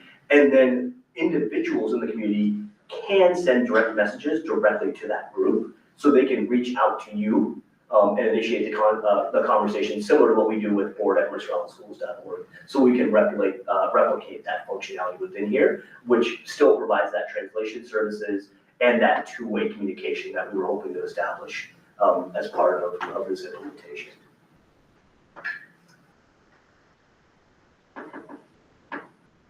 Going back to the slideshow, I'm just about finished here. I know we're starting to run low on time. We talked about school-wide alerts. There is also the ability to do attendance and lunch balances, and so we're going to utilize that to notify families of attendance information. So when they get that attendance information, what's really nice is they can actually just put a comment directly in there, in their app or on their phone, that either excuses, their staff. That's what we're doing currently in the Auburn School District. So if we know that someone's gonna be absent and we forgot to notify them ahead of time, we just put a reply directly in there, and that comment goes back to our attendance office, so that they can enter that information.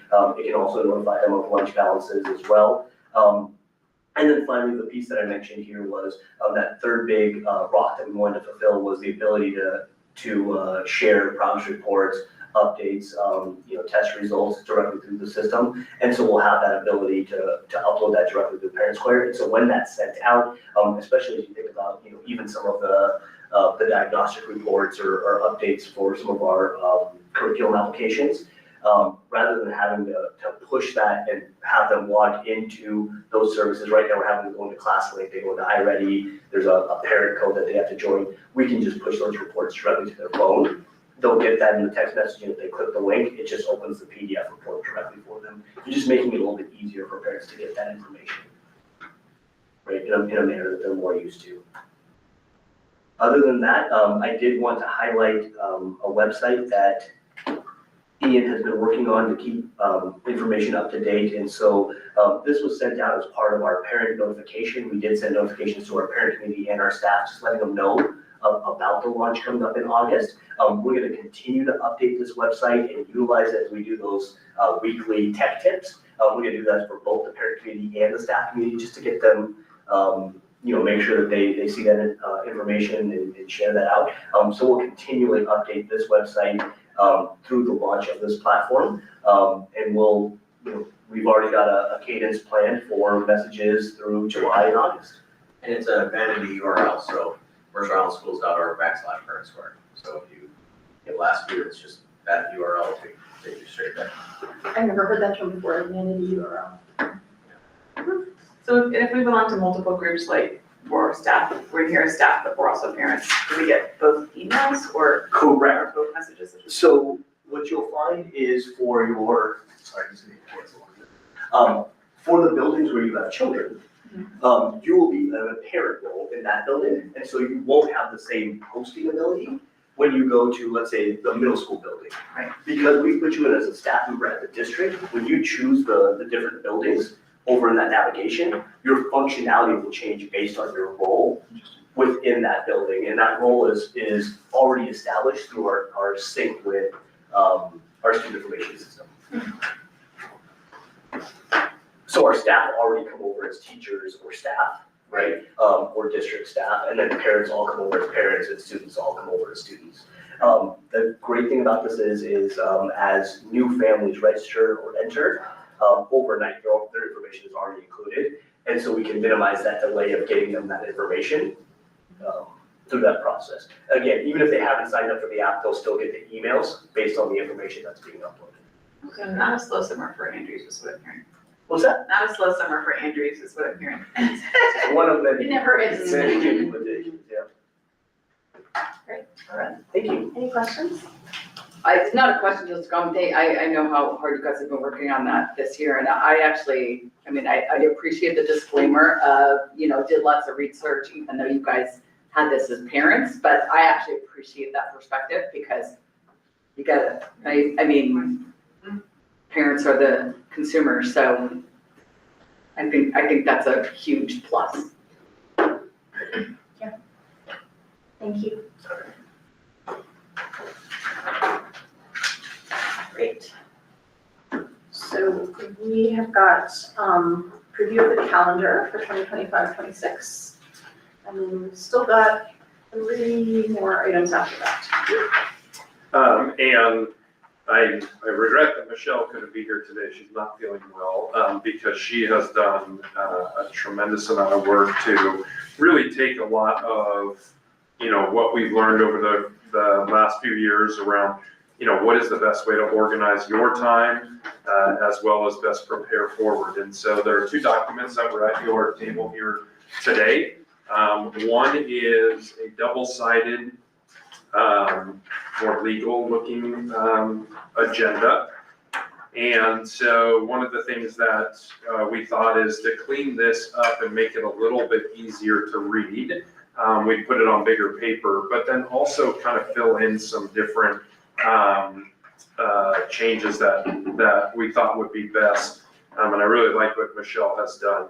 So this document is probably fairly familiar to you. The couple things just to orient on the update is Michelle really tried to look at not only putting the dates in the left-hand column, but then if you go over to the column about 2/3 of the way over, it says special meeting dates. She's actually put the meeting dates into the document as well, just to help clarify dates and times and who we're meeting with. We've tried to add a few more bullet points for things. There used to be very little in the additional board action discussion items section. And then you'll notice that kind of in the other, we've tried to capture a couple things that might come up along the way.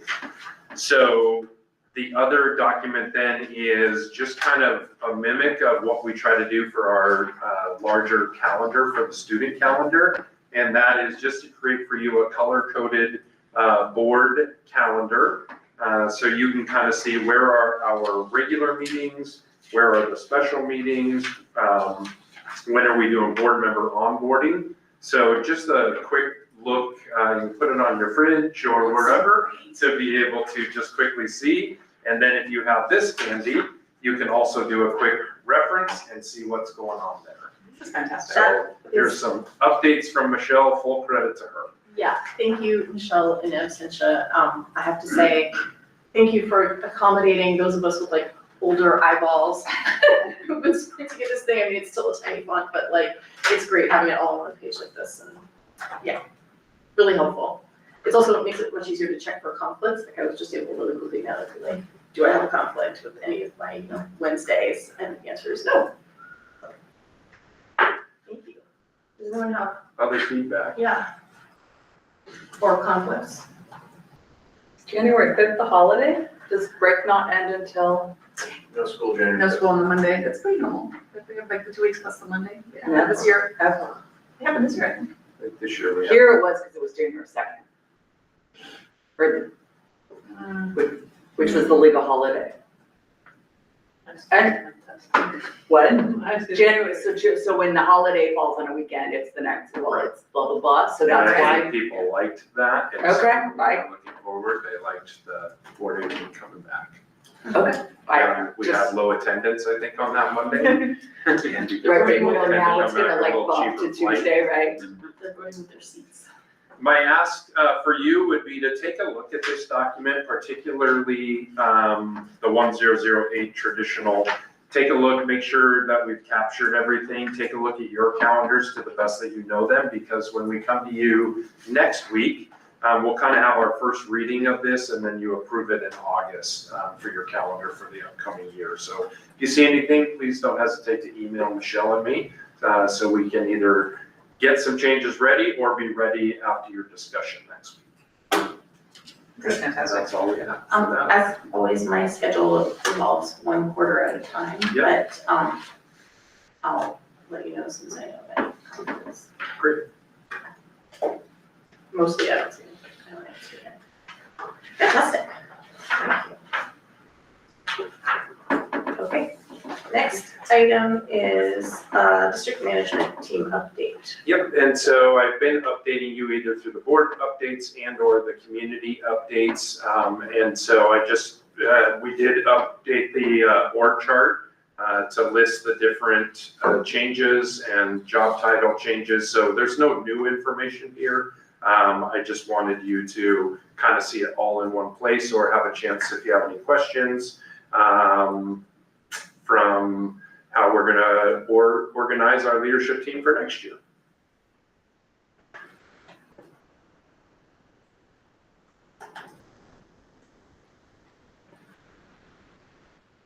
Does this reflect Mary Jo's partial change in responsibilities? No. The org chart itself does not, because it's kind of hard to figure out exactly how we're going to label that. That's still in development. Mary Just a here hat and box Joe's here. in.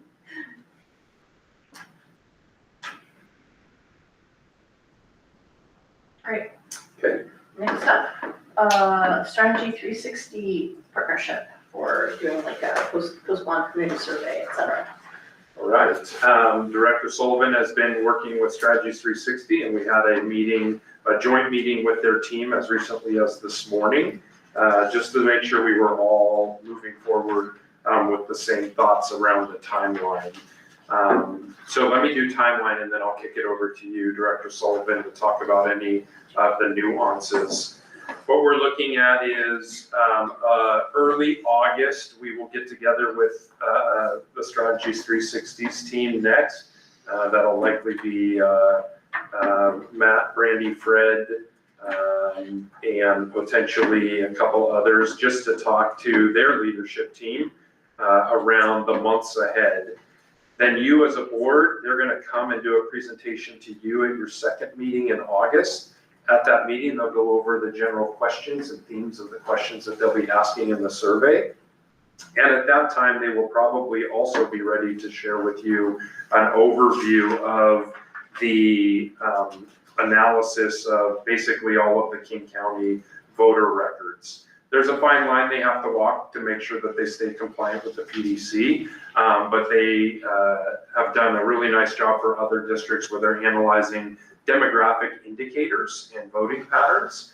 And so that's probably your August meeting. Then after school starts, really after Labor Day, they'll spend the next 6 weeks, and that's when they'll do the surveying and doing all of the outreach to the community. And then they'll come back at the end of October or the first part of November, and they will do a big presentation to all of us on their findings. Can you go back and yeah. explain what you meant by them having to walk a fine line with the rest of the PDC? Yes, we can't, even though there's not a current initiative that's been called, we still can't be out there trying to canvass and be asking questions and working with the community in a way that would jeopardize future bond initiatives and those kinds of things. And so it's really making sure that we're doing the demographic study. We're not doing like a voter autopsy of how did you vote, and then trying to figure out, oh, so-and-so didn't vote this way, so we're gonna now need to try to flip their vote. It's really looking at the demographic. I see. Other things you want to add to that? No, they're well aware of the bias in the PDC, the Public Disclosure Commission. And in our meeting this morning, they were well aware of that, wanted to check back in, especially when it came to demographic electoral analysis, make sure there's no bias in any of the questions in way, shape, or form. So when they do present to you, I think you'll hear that from them, and you can kind of grill them, question them on those types of aspects of the questions. Okay, great. Yeah. Sounds good. Any questions? Any other updates on Strategy 360? You've been meeting with them more than I have, and so. No, per your go ahead, we have that $36,000 contract, which after our meeting, I think they'll remit back to us for signature approval of you, the board. It'll include that representative survey, demographic electoral analysis, and then communications assessment. So they're pretty good to go at this point. Great. Sounds good. All right. And then, our last item, is about the EPNO levy. Yes. And if we want to do a quick break, this would be the time to do it. If people need to go to the restroom or whatnot, because the next one does take a little bit of time. It probably won't take us all the way up until 3 o'clock, but. I'd take a 5-minute break. Okay.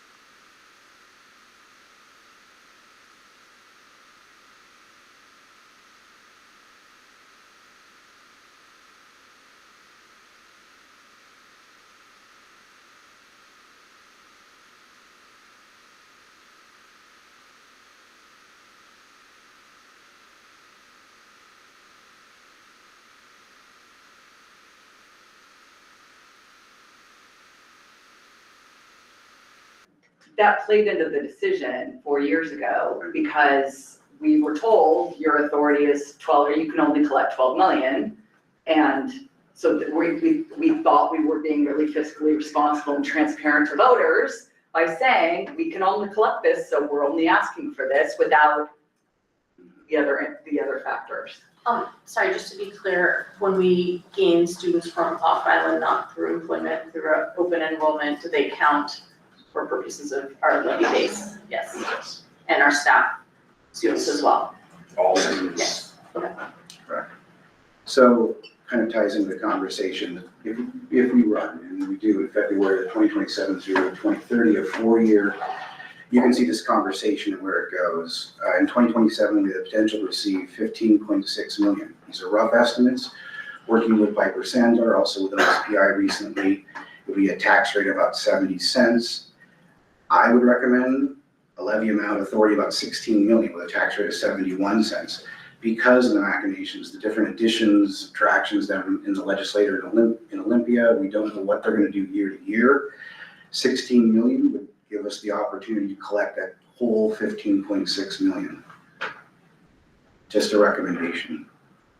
And you can see in 2028 what that would look like at 17 million with a tax rate of 74, 2029 with 18 million, 77 cent tax rate, and then 2030, 19 million with a 79 cents tax rate, with the potential above each of those, given our student enrollment. So just to be clear, like, so the 2027 amount, it's authority for 71 cents, but 16 assuming, million. but the way that the law is right now, here's the max, so we don't just pocket that. Correct, it's called rolling back in Olympia, because you have to make sure they'll collect only what you can, the lesser of rule. And King County's good about that. That seems very reasonable to me. So,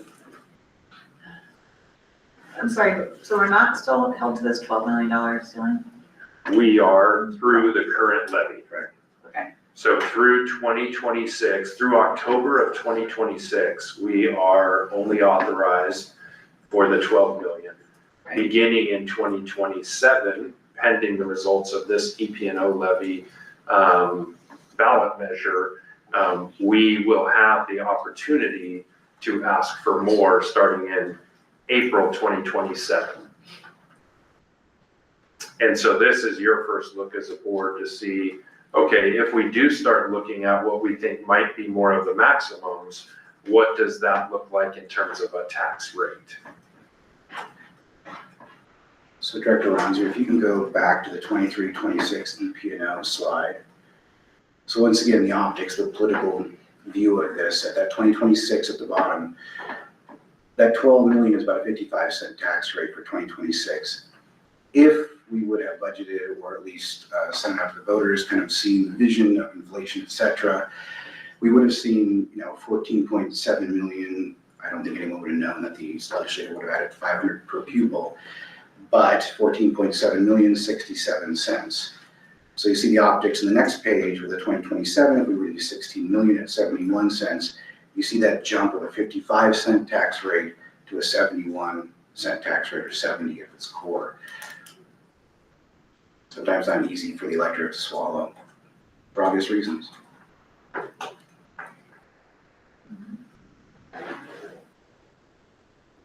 I think just my initial gut, having been involved in that decision based on the advice that we got and obviously not being able to predict the future. Right. I think it's gonna be really important to own that, here are the factors that went into making the decision, and then be able to own it, and here's what we've learned, and here's. I mean, I'm showing you the max, the potential that's out there for our current enrollment looking forward. But knowing what House Bill 2049 provides, there it is.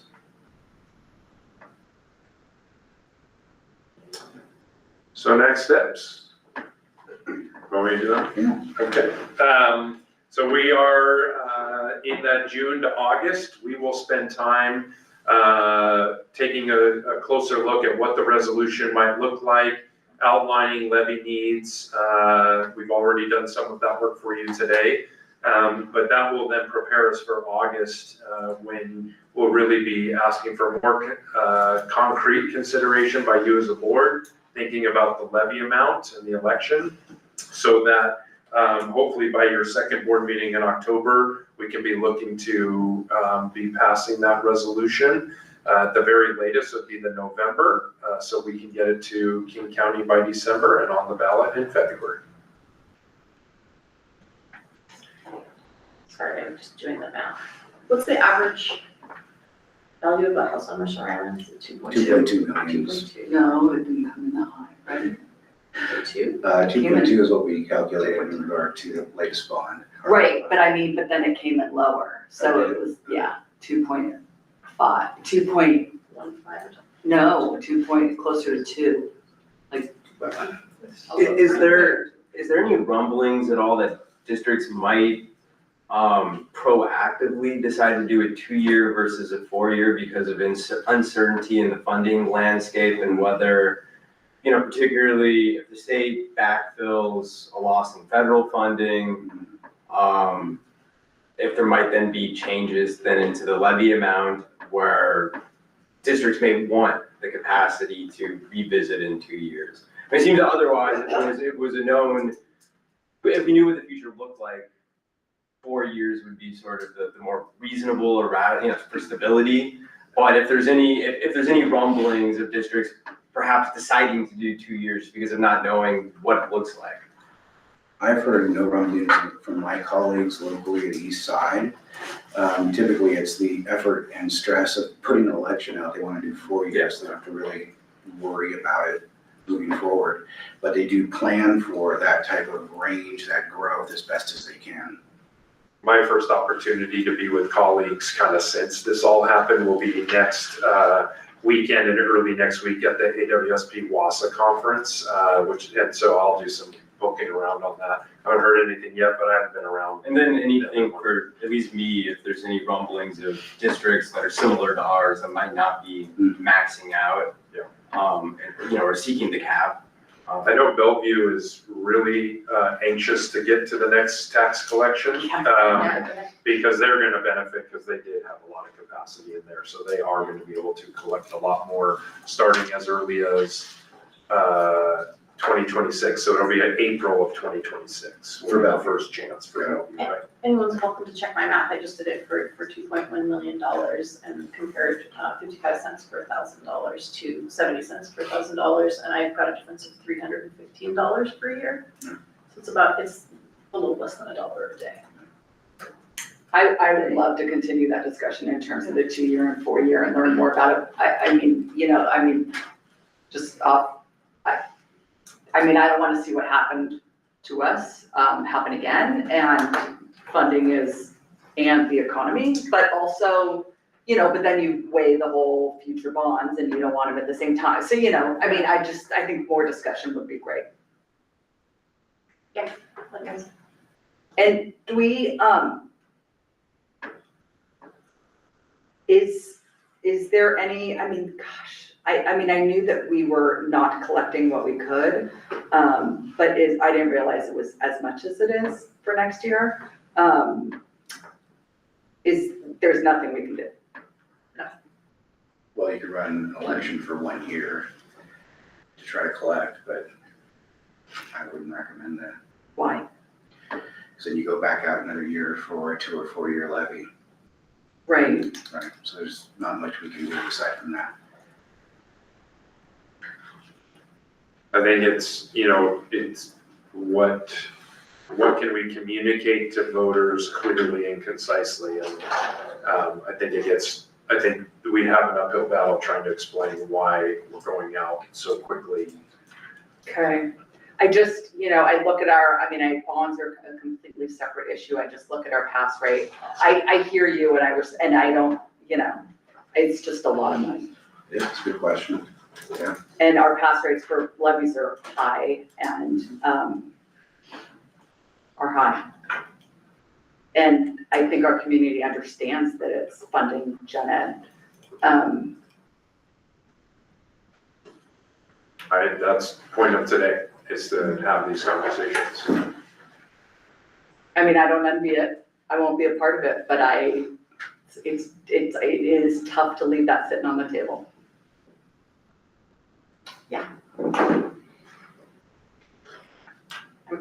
I'm personally willing to pay it, yes. I realize not everyone feels the same way. I mean, what are we talking, okay, a calculator, well, I mean, what are we talking about that would impact for a 1-year levy Yeah, to make up this gap? which we would run when, like, It would be for the 2026. So November, November? November of this year. yeah, we'd have to get something to King County in August. Could we run them at the same time? No, I don't believe No, so. because we'd already be in 2026, so we'd be seeking authority, and we'd only be able to collect it for half of it. I mean, because running them at the same time would be. Anyways, I'm not gonna push because I don't think it's my battle to fight. I just am looking at this and it's really tough to swallow to leave it sitting on the table. I'm interested in hearing more about that possibility. We would need to do some July meetings, because we would need to get this a resolution. I don't know if we'd make it, because I think we have to be August 5th in order to make the ballot for November, because the November, oh, I have it right here.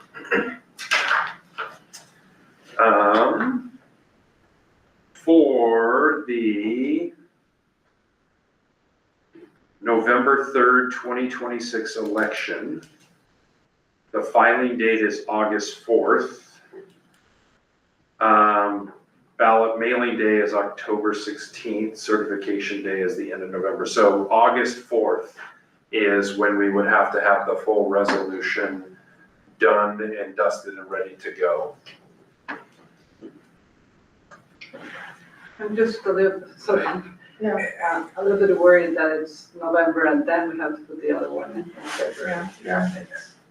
Yeah, I mean, the big downside is if one were to run it and then lose on it, because it's sort of just Right. an unusual, that I think would create headwinds for a 4-year, assuming that we went with a 4-year rather than a 2-year. But even a 2-year, it will create. I mean, it would create headwinds were it to lose, and because it's sort of an anomaly, Yeah.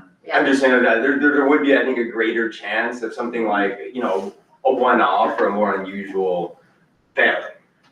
I also think, okay, to be fair, it's appealing on one level to not leave that money sitting on the table, but I also think it requires like a lot of explaining to people in terms of like, a lot of people are hazy on what the difference is between even a levy and a bond, we learned, this year, right? Like the fact that we're like sticking in an extra levy, like you kind of have to sit and explain it to a person one at a time, you know what I'm saying? Like I'm not sure that you can communicate the message for what it is and why it would be really helpful to the district. Solve our fund balance problem. Christina. Just adding that, without the information about why the bond failed, also think we're risking that if there was some external causes related to the economy that we need to also factor for the new one that we're gonna put. Adding the other one without actually knowing what the grid is sensing, we might just, I don't know, and it could go either way, because I will absolutely think that, it will be fantastic. I absolutely, I super get the frustration of leaving money on the table. It's so infuriating, but I'm taking all these points and I'm resonating with them. You're resonating, are you calculating? I'm percolating and I guess it would be really helpful if someone could just, someone more calculating skills than me on my phone could just do the math and just kind of maybe throw in your next board update, Fred, like what the numbers would look like, For the 2026 tax year. Right, Is that what like you're if we, like for our sort of Band-Aid solution to take advantage of this increased capacity for the 2026. I do think, to your point, Director Glow, it's, what's the risk reward? And what do you jeopardize by rolling the dice to try to get that extra money versus because, irrespective of the 2026 year, getting this EP&O levy approved is absolute mission critical right now, Yes. for Matt and his team. It is for all of us, but, because as a district, we cannot survive without an EP&O levy in the way we currently educate our students. So that one is mission critical. I wouldn't want to do anything that would jeopardize that, but we can certainly run numbers. I totally agree, like, I think it's probably not worth the risk, but it would just be nice if we knew what we're I'm wondering if, behind. for those of us No, in terms of like. for those of us that would, vote yes, kind of, not no matter what, but, who would vote, I just wonder if it's worth a conversation with prior members of no committees. And I don't think we've had a no for levies in my memory. But even just going to the no for the bond people who tend to, have different reasons and a different point of view to run it by them. Because one of the arguments that we'd heard from the no for the bond was, and I get everything, I don't disagree, and I don't want to be the one to make this decision either, but to go to, one of the arguments we heard was, we pass levies because it's for learning and education.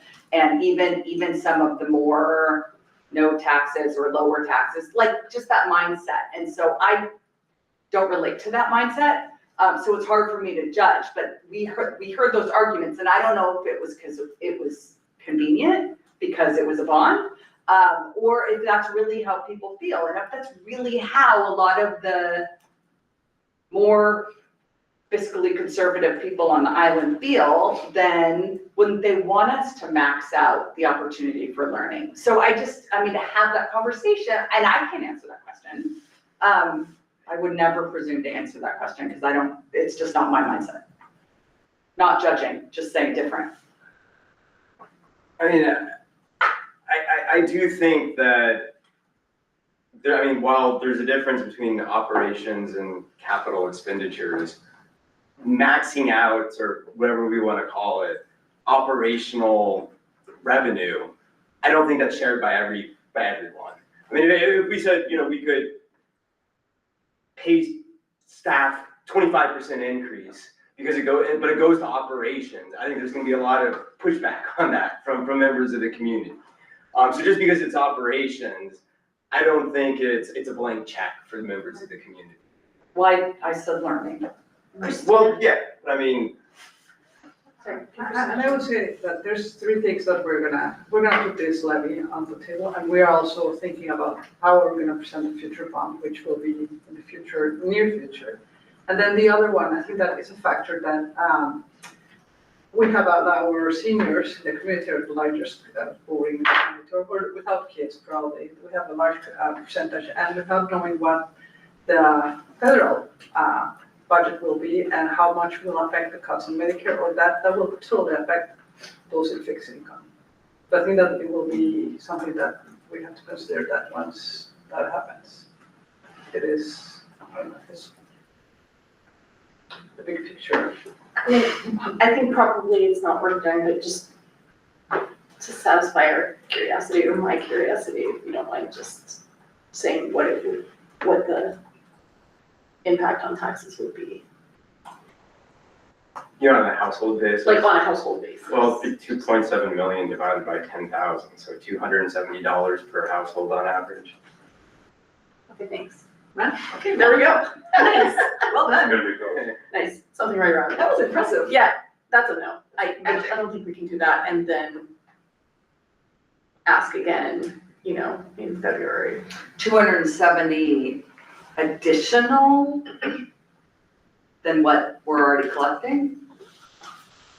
That seems high and I'm not on the numbers, but what did we just say that the levy authority? It would be increased by 315, essentially, right? Yeah, Yeah, it was.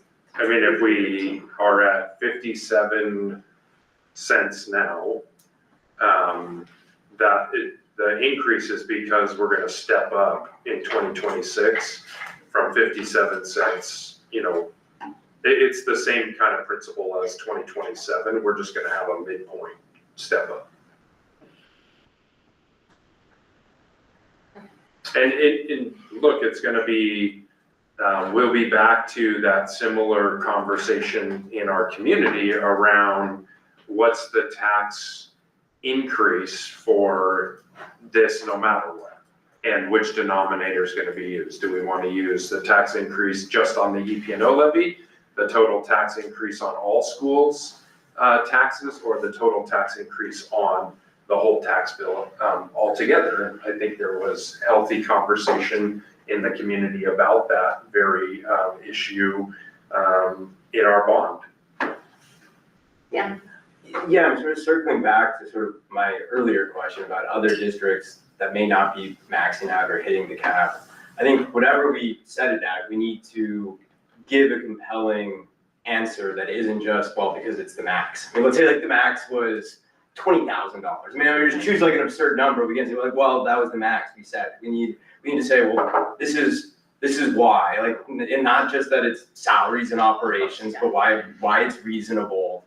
And I think if we just start talking about maxing out, I think it's going to be challenging in this macro environment. Houses are sitting on the market Context for of what is the benefit to students? Yeah, and it's a challenging macro environment for, I would say, one of the most challenging in 20 plus years, particularly for our area that's very tech dependent. Like observationally, anecdotally, there is a lot of headwind. But I mean, people seeing numbers, here's what the cost is for a 7-period day, here's what the cost is for the other things that the levy. Yeah, I think people who do understand kind of what a levy is have been frustrated over the years, like by the limitations that it's put on our budgets and on our, funding for the schools. So it's great that we're getting some relief finally, But yeah, I think the overall sense of the board is that it's not worth trying to go for something sooner to patch over that lost capacity load is hard to do, but it's, I think, the right thing. Thank you. Anything else? Just one last update. Director Sullivan and I have been working on putting together the framework for our naming committee.